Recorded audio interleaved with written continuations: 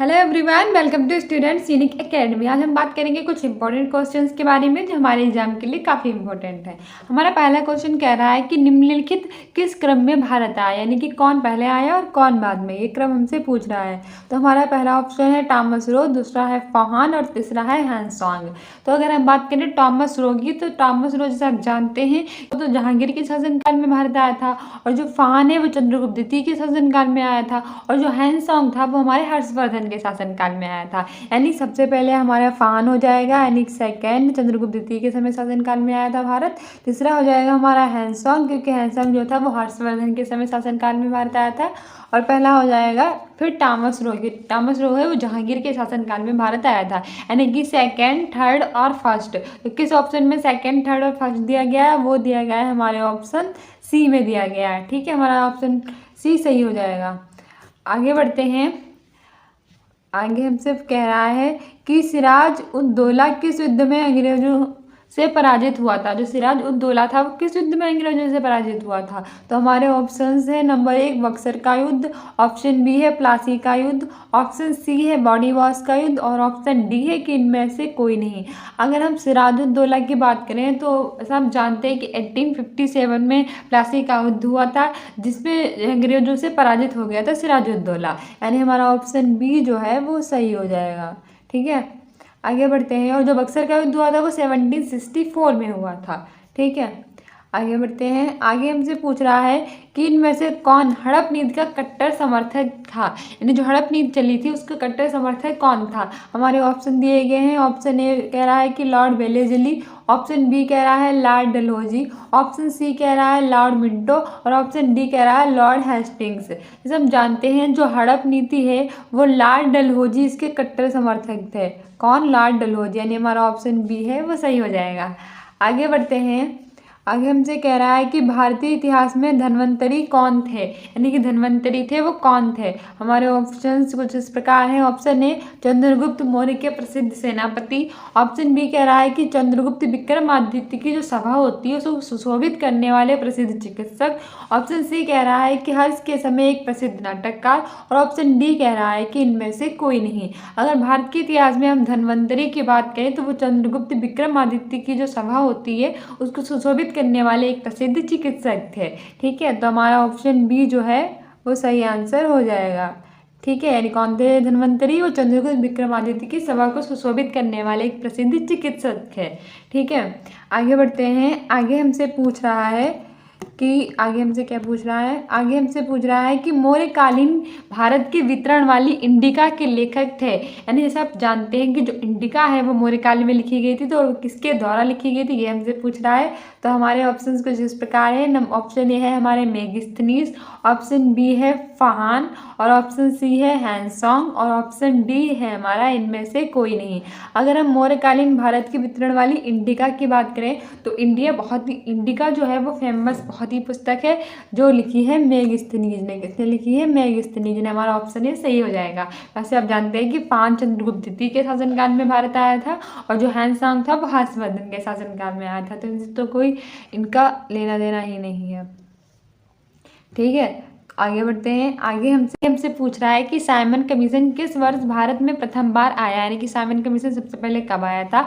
हमारा option A दिया गया है 1925, ऑप्शन बी दिया गया है 1926, ऑप्शन सी दिया है 1919, और ऑप्शन डी दिया गया है 1928। जैसे बात करें अगर हम साइमन कमीशन की, तो साइमन कमीशन 1927 में बनकर तैयार हो गया था और भारत 1928 में आया था। तो हमारा ऑप्शन क्या हो जाएगा सही? Option D 1928। और इसमें मृत्यु किसकी हुई थी? लाला लाजपत राय की साइमन कमीशन का विरोध करते हुए सिर पर लाठी पड़ने के कारण इनकी मृत्यु हो गई थी। ठीक है, आगे बढ़ते हैं। आगे हमसे पूछ रहा है कि भारतीय राष्ट्रीय कांग्रेस द्वारा किस अधिवेशन में ऐतिहासिक पूर्ण स्वराज यानी कि पूर्ण स्वतंत्रता का प्रस्ताव पारित किया गया है। हमारा ऑप्शन दिए गए हैं। ऑप्शन ए है हमारा बम्बई, ऑप्शन बी है हमारा लाहौर, ऑप्शन सी है कराची, और ऑप्शन डी है लखनऊ। तो हमसे पूछ रहा है कि जो भारतीय राष्ट्रीय कांग्रेस है वो किस अधिवेशन में पूर्ण स्वराज यानी कि पूर्ण स्वतंत्रता का जो प्रस्ताव है वो पारित किया गया। तो जैसे आप जानते हैं कि 1929 में जो लाहौर अधिवेशन हुआ था और जिसकी अध्यक्षता की थी पंडित जवाहरलाल नेहरू ने। उसमें पूर्ण स्वराज यानी कि पूर्ण स्वतंत्रता का जो प्रस्ताव है पारित हुआ था। हमारा ऑप्शन भी सही हो जाएगा। और जो कराची अधिवेशन है जो 1931 में हुआ था, इसकी अध्यक्षता पंडित किसने की थी? सरदार वल्लभ भाई पटेल ने की थी और उन्हें सरदार की उपाधि दी थी बारडोली की महिलाओं ने। हमारा डी वाला जो लखनऊ है वो लखनऊ अधिवेशन हुआ था 1916 में। इसमें नरम दल और गरम दल, मुस्लिम और कांग्रेस एक हुए थे। और ये जो लखनऊ अधिवेशन 1916 में इसकी अध्यक्षता अंबिकाचरण मजूमदार ने की थी। ठीक है, आगे बढ़ते हैं। आगे हमसे पूछ रहा है, कह रहा है कि निम्न का मिलान करें, यानी कि 4 पार्टियां दी गई हैं और उनके संस्थापक और किस पार्टी की स्थापना किसने की थी उसके बारे में पूछ रहा है।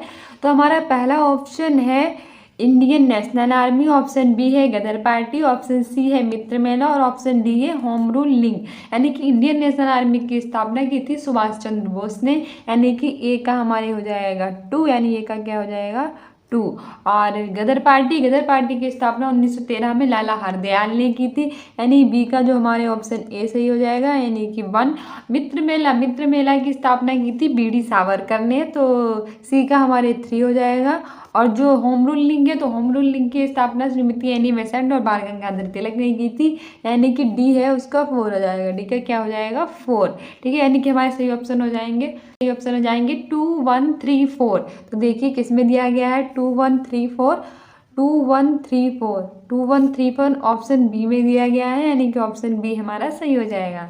आगे बढ़ते हैं। आगे हमसे कह रहा है कि निम्न में से किसने महात्मा गांधी के खिलाफत आंदोलन से जुड़ने का विरोध किया था? तो किसने खिलाफत आंदोलन से जुड़ने का विरोध किया था? हमारा ऑप्शन ए है खान अब्दुल गफ्फार खान, ऑप्शन बी है फजलुल हक, ऑप्शन सी है मोहम्मद अली जिन्ना और ऑप्शन डी है अबुल कलाम आज़ाद। जैसे आप जानते हैं कि महात्मा गांधी जब खिलाफत आंदोलन से जुड़े थे तो उसका विरोध किया था मोहम्मद अली जिन्ना ने। किसने किया था? मोहम्मद अली जिन्ना ने, यानी हमारा ऑप्शन सी सही हो जाएगा। और जो अबुल कलाम आज़ाद दिया गया है, यह अबुल कलाम आज़ाद जो थे हमारे पहले शिक्षा मंत्री थे और 1940 से 1946 तक इन्होंने भारतीय राष्ट्रीय कांग्रेस की अध्यक्षता भी की थी। ठीक है, और आगे बढ़ते हैं। आगे हमसे पूछा गया है कि इनमें से कौन सा क्रांतिकारी संगठन काकोरी षड्यंत्र केस में शामिल था? तो काकोरी षड्यंत्र केस में कौन शामिल था? हमारे ऑप्शंस दिए गए हैं। ऑप्शन ए दिया गया है गदर पार्टी, ऑप्शन बी अनुशीलन समिति, ऑप्शन सी अभिनव भारत ग्रुप और ऑप्शन डी है हिंदुस्तान रिपब्लिकन एसोसिएशन। तो कौन था काकोरी षड्यंत्र केस में शामिल? अगर काकोरी षड्यंत्र केस की बात करें तो वो थी हमारी हिंदुस्तान रिपब्लिकन एसोसिएशन। कौन था? हिंदुस्तान रिपब्लिकन एसोसिएशन था। ठीक है, आगे बढ़ते हैं। आगे हमसे पूछा गया है कि नागार्जुन सागर बांध किस नदी पर बना है? अगर हम बात करें नागार्जुन सागर बांध की तो हमारे ऑप्शंस दिए गए हैं। ऑप्शन ए है गोदावरी, ऑप्शन बी है कृष्णा, ऑप्शन सी है गंगा और ऑप्शन डी है कावेरी। जो नागार्जुन सागर बांध है वो हमारे है कृष्णा नदी पर। कौन सी?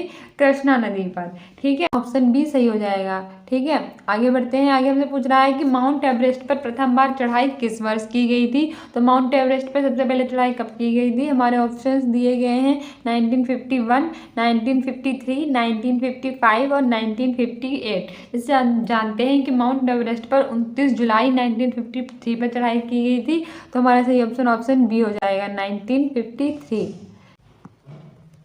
आगे बढ़ते हैं। आगे हमसे पूछ रहा है कि भारत पंछी अभ्यारण्य यानी कि राष्ट्रीय उद्यान का नाम क्या है? तो हमारे ऑप्शंस दिए गए हैं। नंबर 1 भैंसरोडगढ़ अभ्यारण्य, ऑप्शन बी दिया गया है दर्रा अभ्यारण्य, ऑप्शन सी दिया गया है केवलादेव घना राष्ट्रीय उद्यान और ऑप्शन डी दिया गया है घाट प्रभा अभ्यारण्य। जैसे आप जानते हैं भरतपुर जो है वो राजस्थान में पड़ता है और वहाँ स्थित जो पंछी अभ्यारण्य यानी कि राष्ट्रीय उद्यान है उसका नाम है केवलादेव घना राष्ट्रीय उद्यान, यानी ऑप्शन सी है वो सही हो जाएगा। आगे बढ़ते हैं। कह रहा है कि भिलाई इस्पात संयंत्र के लौह अयस्क का स्रोत क्या है? यानी कि भिलाई इस्पात संयंत्र के लौह अयस्क का स्रोत क्या है? हमारा ऑप्शन ए है दल्ली राजहरा, ऑप्शन बी है कोरबा, ऑप्शन सी है उमरिया और ऑप्शन डी है राजनांदगांव। सब जानते हैं जो भिलाई इस्पात संयंत्र लौह अयस्क है उसका स्रोत है दल्ली राजहरा। क्या है हमारा ऑप्शन ए सही हो जाएगा दल्ली राजहरा।